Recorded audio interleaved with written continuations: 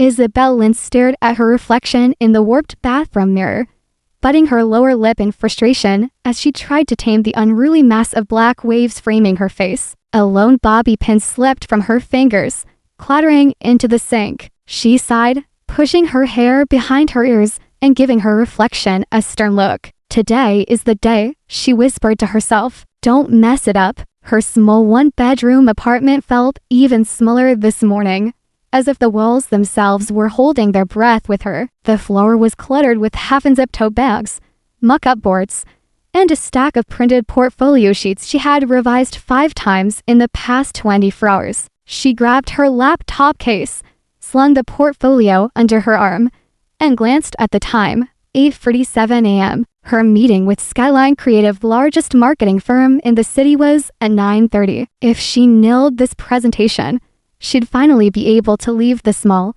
exploitative design studio where she worked long hours for little pay and even less respect. After 4 years of being overlooked and undervalued, this contract was her lifeline. Her phone buzzed. A message lit up from Emma Navarro, her best friend, her roommate, her anchor. Emma, you've got this, Easer. Confidence is your best outfit. Wear it like armor. Isabel smiled, her fingers tightening round her phone. Emma had always been her loudest cheerleader. While Emma worked exhausting hospital shifts as a pediatric nurse, she never failed to make time to boost Isabel's spirits. Still smiling, Isabel tapped into the Uber app. She exhaled as she confirmed the ride. 10 minutes away. She ran a hand through her hair one last time, slung her bag over her shoulder, and dashed down the stairs. 15 minutes later, Isabel stood on the sidewalk outside her apartment building, squinting up and down the street. No car, no sign of the Uber. Her fingers gripped her phone tighter as she refreshed the app screen again. Just then, a sleek black sedan pulled up to the curb. It looked nicer than usual for an Uber. Luxurious leather interior, polished chrome wheels, tinted windows. But maybe the driver had recently upgraded. Before she could overthink it, she pulled the door open and slid into the front passenger seat. Thank God you're here, she blurted out, already fastening her seatbelt. I need to get to the Union Square district ASAP. I've got the most important meeting of my life today, and I cannot be late. There was a pause. Isabel looked up finally, and the breath caught in her throat. The man behind the wheel was not the typical middle-aged Uber driver she had imagined. He was stunning, movie star stunning, dark hair tousled just enough to suggest he had better things to do than fuss with gel, piercing green eyes under furrowed brows, and a sharply tailored navy suit that probably cost more than her rent. He raised an eyebrow, amusement dancing in his expression. Well, he said, his voice low and smooth, I appreciate your confidence in my driving skills, but I think there may be some misunderstanding. Isabel blinked. Her eyes flicked to the dashboard. No ride-hailing app, no driver ID, no map screen. Oh my God, she gasped, the realization crashing over her. You're not my Uber, are you? His lips curved into a slow smile. Not unless Uber's upgraded to luxury chauffeurs with 0 GPS. Isabel scrambled to unbuckle her seatbelt, her face burning. I'm so sorry. I thought you mean I didn't check the license plate. I just assumed. Relax, he said, clearly amused by her panic. It happens more often than you'd think, though usually not with someone carrying a portfolio like that. His gaze dropped to the stiff leather binder clutched to her chest. She hesitated, her hand on the door handle. I'll get out, she muttered, mortified. He studied her for a long second. Then he glanced toward the road ahead, made a quick decision, and said, actually, I'm heading downtown anyway. You said Union Square? She hesitated. Every warning about getting into strangers' cars from childhood resurfaced in her brain. But there was something calm and strangely trustworthy about him, and she was out of time. You're sure? She asked, wary. Totally. I'm Julian, by the way. She swallowed and nodded. Isabel, and thank you. You're literally saving my career right now. As Julian pulled into traffic, Isabel settled into the seat and allowed herself one long breath. She didn't look at him again yet. She was too busy mentally rehearsing her pitch. Still, it was hard to ignore the subtle scent of his cologne, or the warmth of the heated leather seats. The interior of the car smelled like cedarwood and something citrusy. She'd never been in a car this nice in her life. Julian glanced over. Big meeting? The biggest, she said, hugging the portfolio to her chest. I'm a graphic designer. This is my shot at going freelance full-time. Right now, I work at this tiny studio where my boss treats me like an intern. He takes credit for everything. This project it's with Skyline Creative. If I land it, I can finally leave that place behind. He nodded thoughtfully. What kind of design do you do? Mostly branding, visual storytelling. I love taking a company's soul, their mission, their heartbeat, and translating that into color, shape, voice. She smiled sheepishly. Sorry, I get a little intense when I talk about it. Don't apologize, Julian said. That's how you know it matters. She turned her head slightly, surprised. Most people just nodded politely when she talked about design. He wasn't just listening, understood. Exactly, she said, eyes lighting up. It's not just about logos and typefaces. It's about how people feel when they interact with a brand. It's about trust, identity. Julian smiled again. Most people underestimate how much design affects them. I don't. They talk easily, the car weaving through the morning rush. Isabel found herself opening up more than she usually would. Julian asked good questions, say about her work, her goals, even her thoughts on emerging design trends. He didn't try to impress her. He didn't interrupt. He just listened. By the time they arrived near the Morrison building, she glanced at the dashboard and realized she was early. A miracle. You really saved me, she said as Julian eased the car into a quiet side street. I owe you one. Julian reached for the ignition,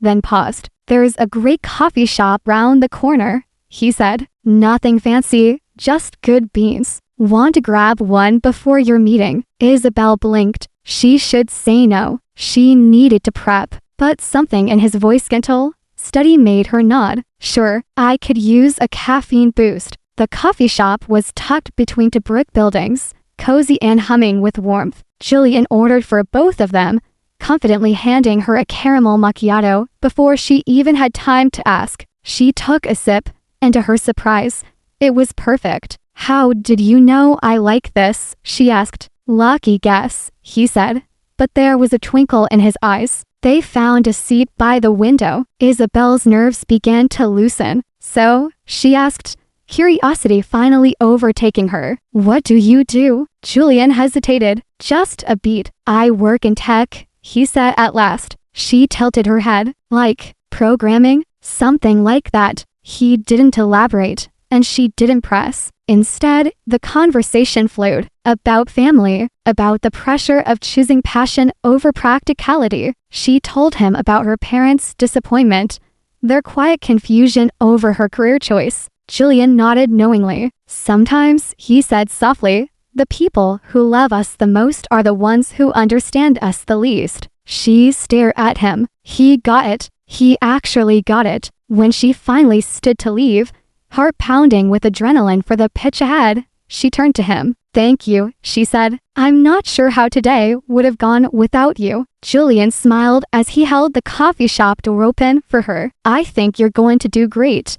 Isabel Lynn. The glass doors of Skyline Creative closed behind her with a soft whoosh, and Isabel stepped out into the sunlight feeling like she was floating. The entire meeting had been a glorious real blend of slides, branding mock-ups, and answering questions with a confidence she hadn't realized she possessed. The creative director had leaned back in his chair at the end, smiled at her, and said the words she'd been dreaming about for years. We'd love to bring you on for a 6-month retainer. Her heart had nearly leapt from her chest. She hadn't just survived the meeting, she'd won it. Clutching her now slightly crumpled portfolio under one arm, Isabel wandered toward the corner newsstand, her thoughts buzzing. She needed to tell Emmer. She needed to celebrate. She needed. A headline caught her eye. There, glaring in bold typeface across the glossy cover of Business Weekly, was a photo of someone impossibly familiar. A sharp jawline, tousled dark hair, a navy suit, emerald eyes that had stared into hers just hours ago. Tech titan Julian West launches revolutionary new platform. Her breath hitched. She blinked. The magazine trembled in her hands. It was him, Julian, her unexpected chauffeur, her unexpected coffee date,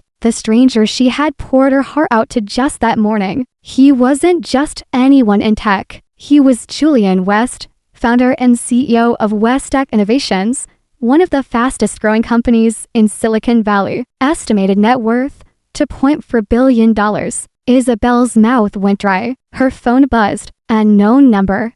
Hope your meeting went well. I'd love to hear all about it over dinner tonight. Julian, her fingers hovered over the screen. Her mind was spinning. Dinner, was this a joke? She stared at the message, then at the magazine in her hand, then back again. It felt like her world had shifted 30 degrees to the left. Could this actually be real? Back in her apartment 20 minutes later, Isabel tossed her laptop bag on the floor and collapsed at the kitchen table, surrounded by printouts of her portfolio and the magazine cover she couldn't stop staring at. She hadn't responded to his message yet. She wasn't sure how to respond. Emma burst through the front door at that moment, her scruffs wrinkled and her brown curls tied back with a pen jammed through them like a makeshift hair stick. "Girl, you look like you haven't slept," Emma said, kicking off her shoes. "How was the big meeting? Don't tell me you're researching design trends at 6 p.m. Isabel slowly turned her laptop toward Emma. On the screen was Julian West's Wikipedia page. Emma's eyes widened. "You've got to be kidding me," she said,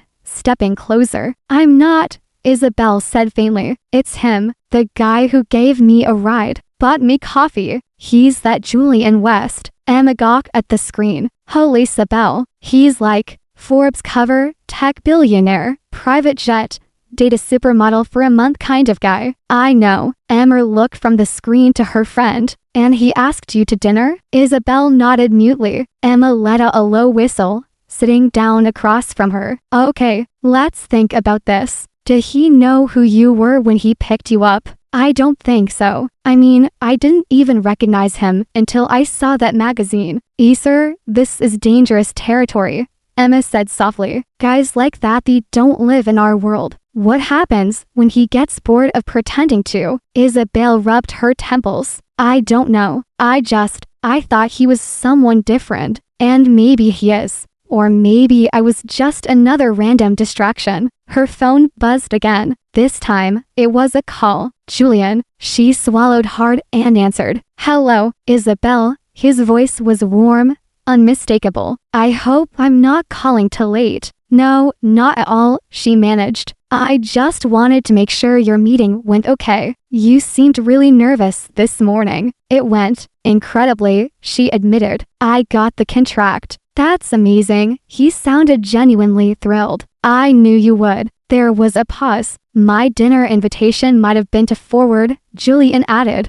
"How about something simpler? Lunch, maybe. Somewhere quiet. Just a chance to talk." Isabel looked up to see Emma making frantic hand gestures that looked like go for it, the other like abort mission. "Yes," Isabel said, her voice firmer than she felt. "Lunch sounds good." "Perfect," he said. "I'll pick you up at noon." When she hung up, Emma stared at her. "You're really doing this?" "I have to know." "Emma," Isabel whispered. "What if it's real?" Emma exhaled. "What if it's not?" The next day, Julian pulled up in front of her building right on time. Gone was the luxury car from the day before. This time, he drove a modest gray sedan, the kind that blended into traffic and didn't announce a billionaire at the wheel. When Isabel stepped inside, she noticed the casual clothes, dark jeans, a soft button-down shirt, sleeves rolled up, no designer watch, no polished sheen. He looked almost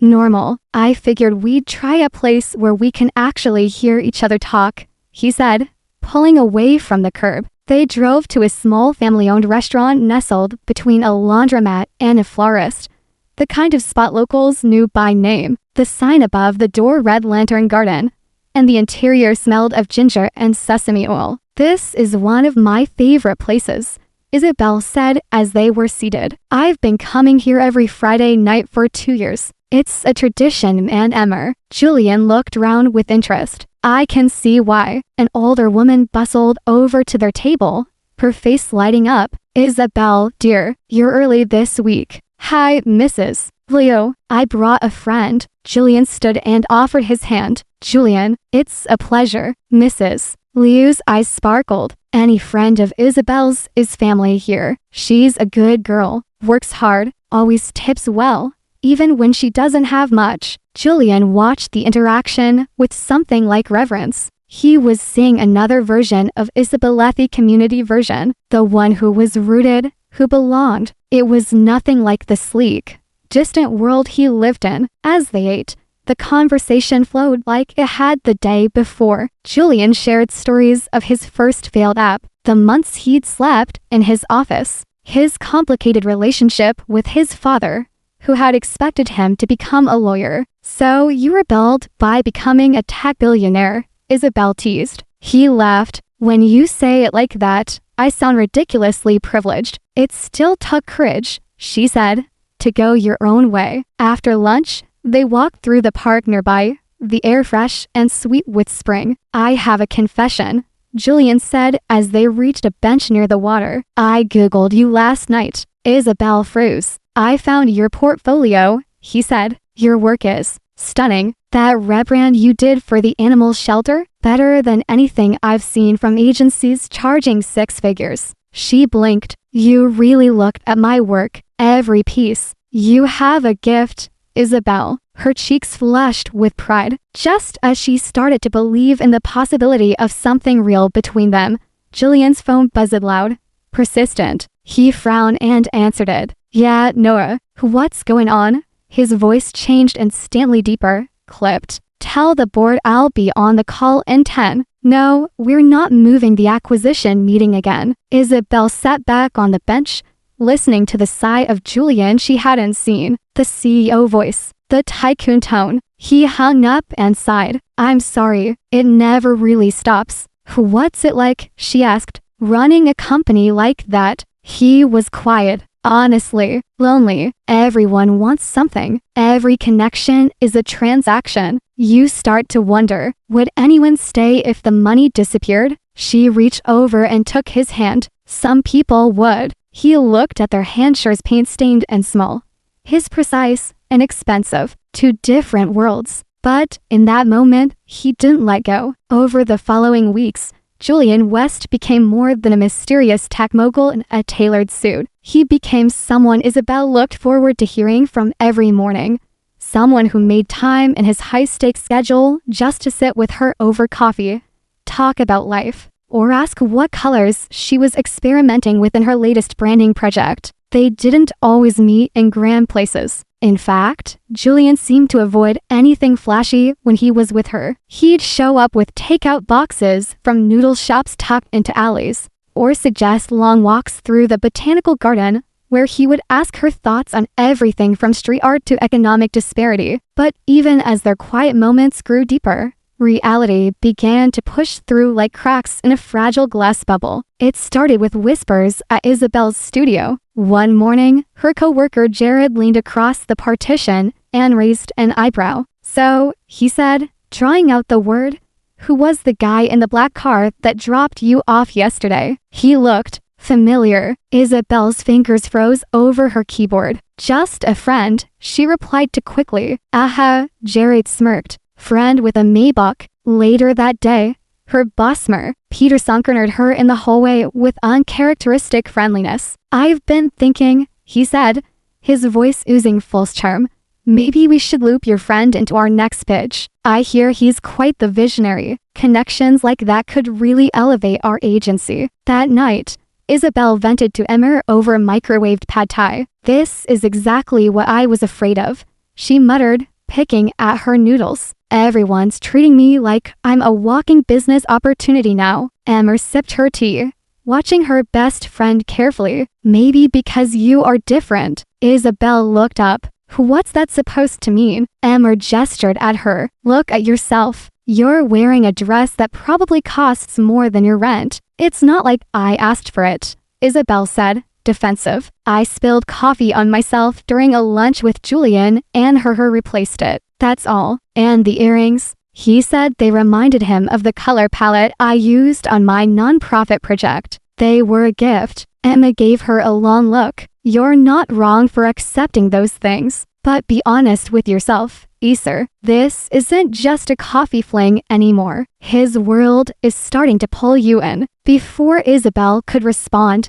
her phone buzzed. Julian, there's a charity gala this weekend for the Children's Hospital. I'd love for you to come with me. I know it's not really your scene, but it means a lot. Emma leaned over to peek at the screen and groaned. A gala? Oh boy, it's for the hospital, Isabel said. Where you work, and where I also know how the wealthy donors operate.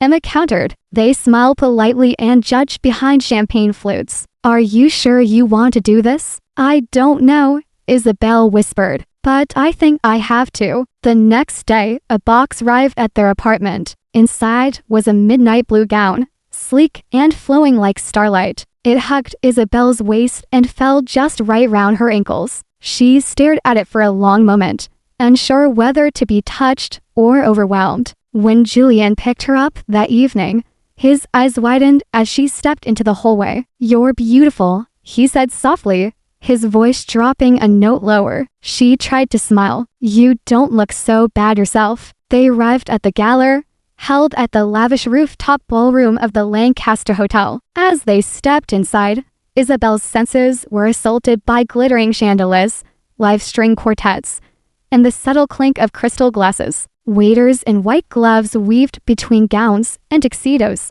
offering hors d'oeuvres she couldn't even pronounce. Julian stayed close, introducing her to people with effortless charm. This is Isabel Lynn, he would say, a brilliant designer, and someone I'm lucky to know. Every time, Isabel felt the same invisible shift, slight pause in the other person's smile, the polite curiosity thinly veiled by evaluation. And every time she said the words graphic designer, she felt herself being subtly categorized. She didn't have a pedigree or a last name etched into Manhattan society. She had hard work, passion, and a rented apartment above a bakery. At first, she tried to enjoy the evening sipping sparkling water, chatting when prompted, but the bubbles soon began to pop. She excused herself to the restroom and stood at the sink, splashing cold water onto her wrists. The voices came before the door fully closed. Two women stood at the mirror, their conversation sharp and careless. Did you see the girl Julian brought? Cute, I guess. Looks like she shops at department stores. Another flavor of the month charity case. She won't last. Remember the gallery owner? 6 months and she was gone. At least the gallery owner had her own money. They laughed. The sound was brittle and cruel. Isabel stood frozen inside the stall, her heart pounding. When the women finally left, she emerged slowly, staring at her own reflection. Her cheeks were flushed, her lipstick slightly smudged, and her gown, though beautiful, suddenly felt like a costume. She wasn't one of them. She never would be. She returned to the ballroom and found Julian by the balcony. He turned immediately. Everything okay? He asked, concern clouding his expression. Just tired, she lied. The rest of the evening blurred. She became hyper-aware of every glance, every whisper behind fluted glasses, every perfectly poised socialite scanning her like a riddle that didn't fit the equation. But the final blow came unexpectedly. Julian had been pulled into a discussion with a group of investors. Left alone at their table, Isabel tried to breathe, tried to blend in. That's when a woman approached. Tall, blonde, poised with the precision of someone born into wealth. You must be Isabel, she said, offering a smile that didn't reach her eyes. I'm Celeste Hart. The name clicked instantly. Julian's ex-fiancée. Isabel had seen her name in half a dozen articles while researching Julian after their first encounter. It's nice to meet you, Isabel said politely. Celeste sat down without invitation, folding her long fingers around a wine glass. I hope you don't mind me being forward, she said, but I thought I should offer a word of caution. Isabel's shoulders stiffened. About what? About Julian? Celeste's voice was soft, almost pitying. He has a pattern. He gets swept up in someone different, someone real, plays house for a while, but eventually, reality catches up. The pressure, the expectations, The legacy. It always wins. Isabel clenched her hands in her lap. I don't think that's any of your business. Perhaps not, but I care about him. In my own way. I've seen him go down this road before. The problem isn't you, Isabel. It's the gap between your lives. And when that gap gets too wide, someone always falls. She stood, adjusting the diamond strap on her clutch. Then she paused, glancing over her shoulder. Ask yourself something, Celeste said. Has he introduced you to his family yet? His real friends? Or are you still a secret he keeps hidden from the people who actually matter? And with that, she walked away, leaving a silence in her wake that rang louder than any orchestra. Julian returned moments later, his hand reaching for hers. Ready to get out of here? She nodded numbly. The ride home was quiet. The city lights blurred past the window, distant and cold. Isabel stared at them, her thoughts tangled and heavy. She thought about the quiet strength of Emma's warnings, the kindness of Mrs. Liu, the simplicity of her life before Julian, and she thought about Celeste, her words slicing through Isabel's heart like a blade. When they pulled up to her building, Julian turned to her, his brow furrowed. Something's bothering you. She turned to look at him, this man she was falling for, who had unknowingly turned her world upside down. Julian, she whispered.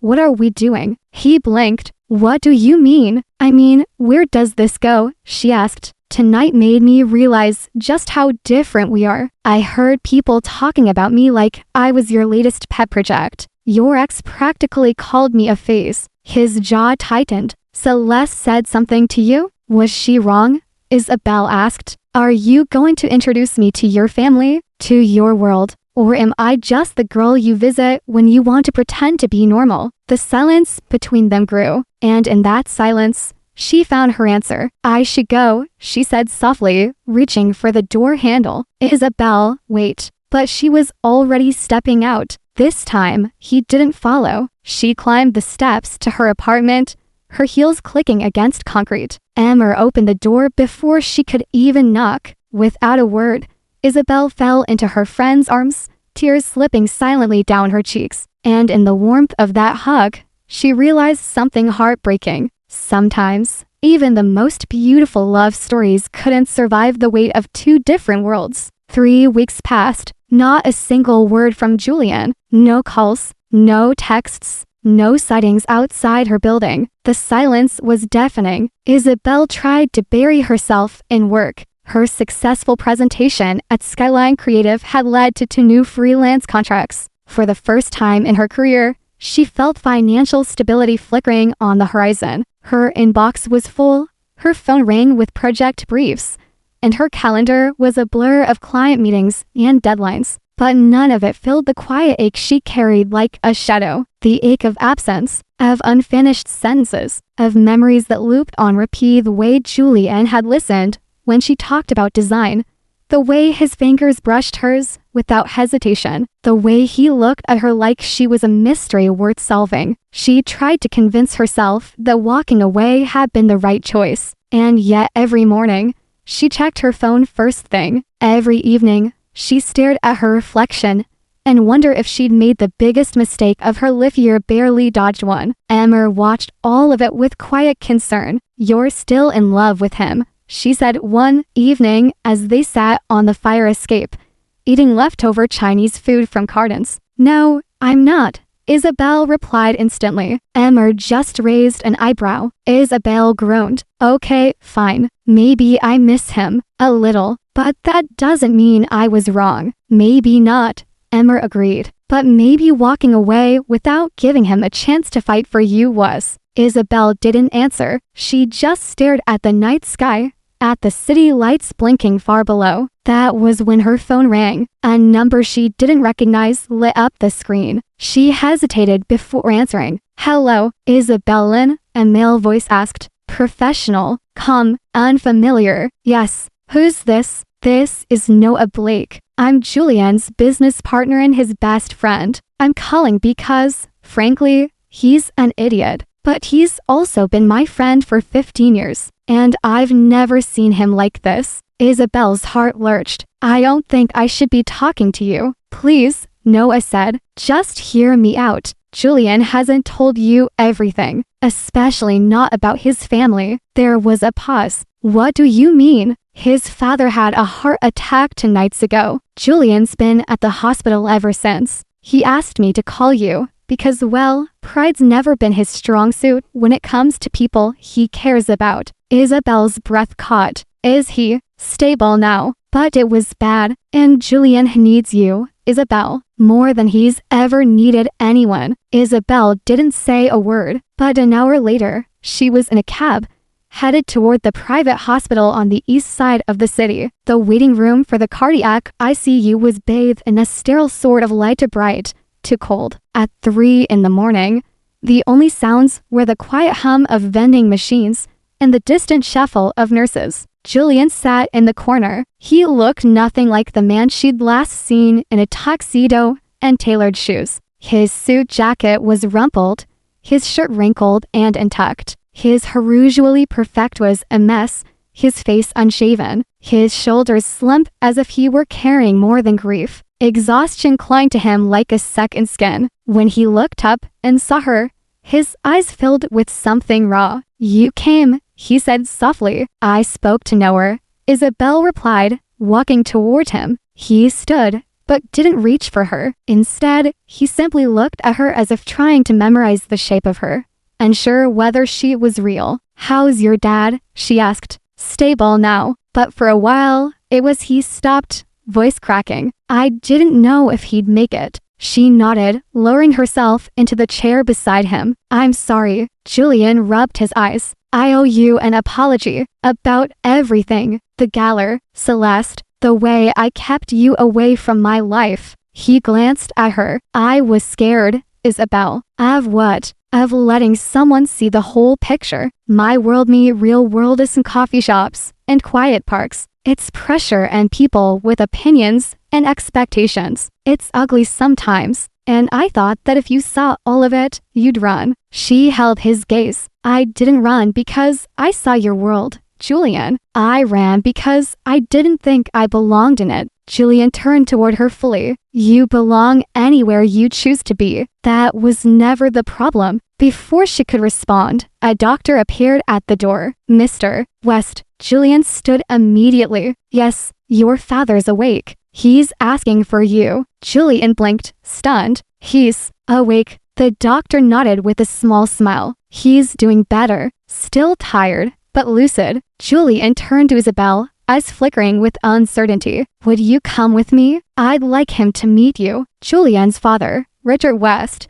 was nothing like Isabel had expected. Connected to monitors and IVs, he still managed to radiate a quiet, composed energy. His eyes bright and assessing on her the moment she stepped into the room. So, he said, his voice raspier than Julian's, but just as steady.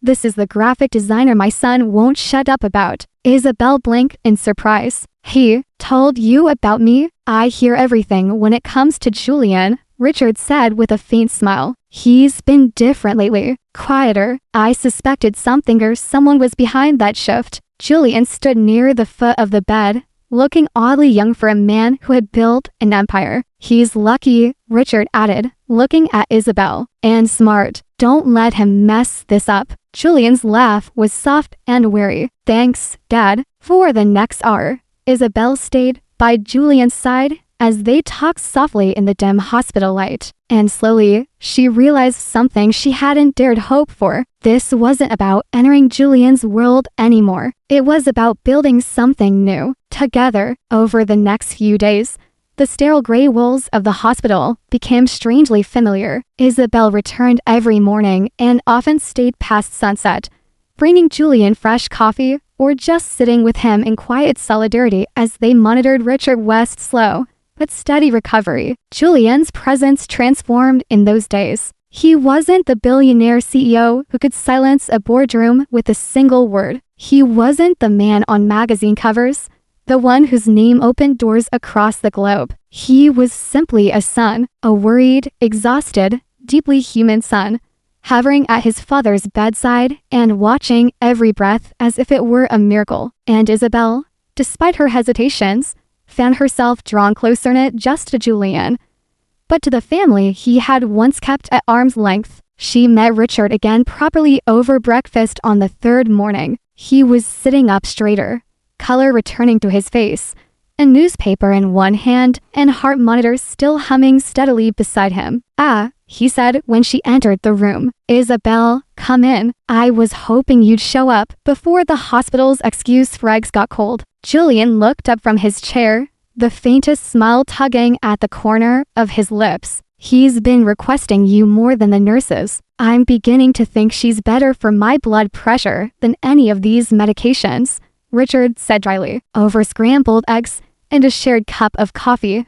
Isabel answered Richard's questions about her work, her family in Sacramento, and the tiny studio apartment she'd lived in for years above a bakery that smelled like cinnamon rolls every morning. Richard nodded thoughtfully through her stories. "You know," he said, setting down his cup, "Julian used to draw floor plans on napkins when he was 6. Said he was going to design a robot-run city one day. I always thought he'd become an architect. Never imagined he'd build an empire in tech." Julian snorted. "You thought I'd become a lawyer, Dad?" Richard raised a brow. "Well, I still think you'd be excellent in litigation." They both laughed, and something inside Isabel softened. It was the first time she'd seen Julian and his father share something so unguarded, so real. 2 days later, Julian's mother arrived. Patricia West swept into the hospital like a breath of fresh spring air.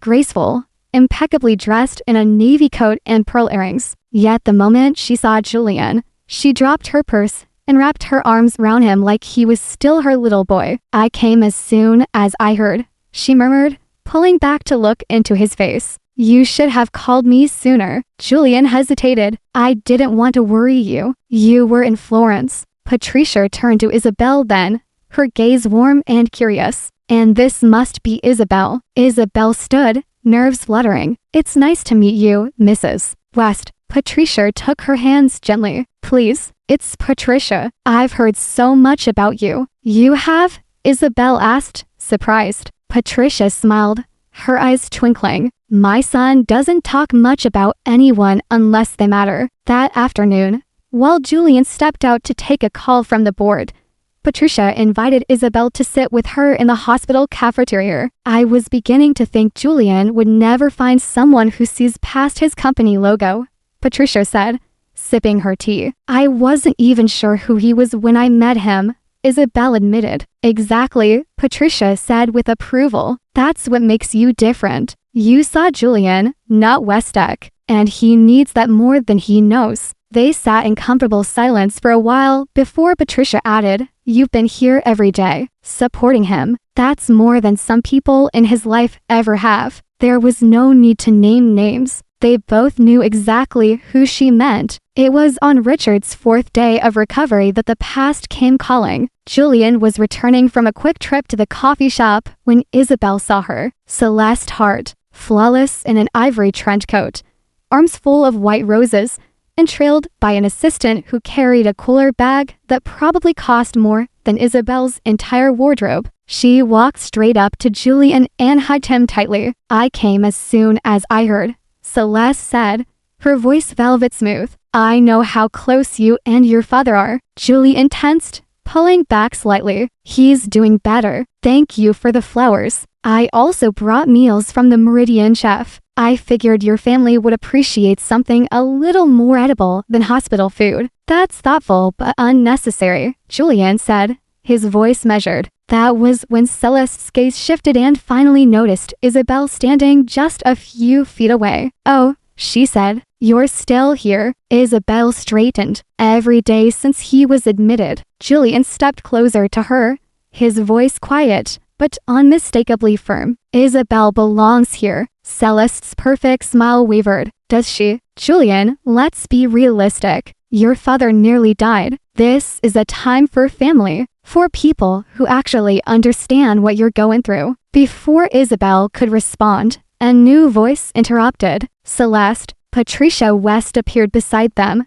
her posture elegant, her tone cool. "How lovely to see you," she said smoothly. "Thank you for the roses." Celeste blinked, clearly caught off guard. Patricia, I just wanted to support Julian. Well, I should mention, Patricia continued, her smile tight, that Isabel has been here every day. She's been more help to our family than anyone else. I'm sure she means well, but nothing, Patricia interrupted. Isabel is family. I trust that won't be a problem. The word family landed in Isabel's chest like a heartbeat. Celeste's composure cracked for the first time. She turned to Julian, desperation flickering in her voice. You can't be serious. She's a nobody. She has nothing to offer you. Julian's voice was calm, but his eyes blazed. She offers me everything that matters. Celeste laughed on harp, bitter. And when the novelty wears off, when you realize you've thrown away everything for some romantic fantasy, Celeste, Julian cut in, his patience exhausted. We've been over this. We are in the past. My future is with Isabel. If she'll have me. He turned then to Isabel. His hand reached for hers. Will you? The air in the hallway seemed to stop. Isabel stared at him. This man who had once been a stranger in a black car and now stood before her, vulnerable and steady all at once. She didn't look at Celeste. She didn't need to. She only saw Julian, and she took his hand. Yes, later that evening, they stood outside the hospital. The sky melted into a soft lavender dusk. The crisis had passed. Richard was stable. The West family had welcomed her not just with tolerance, but with love. You didn't have to defend me like that, Isabel said quietly. I wasn't defending you, Julian replied, brushing a strand of hair from her cheek. I was telling the truth. I'm still scared, she admitted. Our lives are so different. Julian nodded. Then let's build something new. Together, a life that fits us, not expectations. She looked up at him, heartful, and for the first time in weeks, the ache inside her finally eased. 2 months later, the skyline outside Julian's penthouse looked different, not because the city had changed, but because he had. The man who once thrived on momentum, on red-eye flights and endless meetings, was slowly rewiring his life. He still had his empire, yes, but he no longer let it own him. Julian had stepped back from the day-to-day demands of Westec. He promoted nowhere to CEO, trusting his friend to lead with vision and integrity. Julian remained chairman, still steering big-picture decisions, but he no longer spent every waking hour behind a desk. He had come to a startling realization during his father's hospital stay. The company he had built could thrive without him, but the people he loved, they couldn't be taken for granted. Not again, and certainly not Isabel. Across the city, Isabel's own world had shifted to thaw in quieter, more subtle ways. Thanks to the exposure from her Skyline creative contract and a viral blog post praising her animal shelter reverend, Isabel had started receiving inquiries from clients who once wouldn't have returned her emails. She officially launched her own design studio lit out of a refurbished loft with exposed brick and sun-drenched windows. And she made one decision early on that surprised even herself. She asked Emmer to be her business manager. You want me to trade medicine for marketing? Emma had asked, half joking. I want you to run the community arm of the studio, Isabel said. We take on non-profit clients, passion projects, work that matters. You said you wanted to help more kids than you could in a single shift. This could be how. Emma had blinked, stunned. You really think we could pull this off? Isabel smiled. I don't want to do it without you. And just like that, the two women who had shared ramen noodles and late-night tears now shared a dream too. On a quiet Sunday in early spring, Julian took Isabel back to the park where they had once sat on a bench and talked about fear, design, and the power of being seen. The trees were budding. The air was crisp. Everything round them felt like a beginning. They walked slowly, fingers brushing, until they reached the same weathered bench where Isabel had once tried not to fall too fast for the man she barely knew. He turned to her now, expression thoughtful. These last few months, he began, have been the clearest of my life. She looked up at him, heart already quickening. I know we come from different places, Julian continued, and I know there are people who still won't understand what we have, but I don't want to spend another day without you. He paused, then dropped to one knee. A hush fell over the park. Birds chirped overhead. A child laughed in the distance. From the pocket of his coat,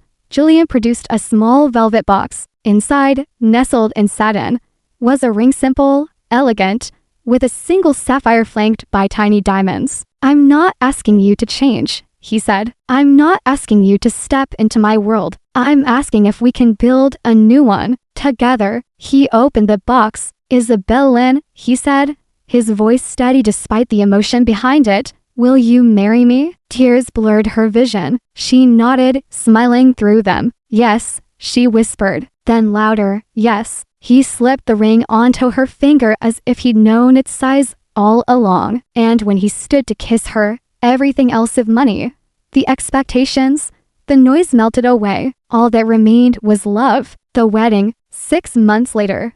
They were married in a sunlit ceremony held at Lantern Garden, the tiny family-owned restaurant where they'd had their first real date. Mrs. Liu cried through the entire reception, insisting on catering the event herself and personally folding every dumpling. "I told you," she said as she hugged Isabelle tightly.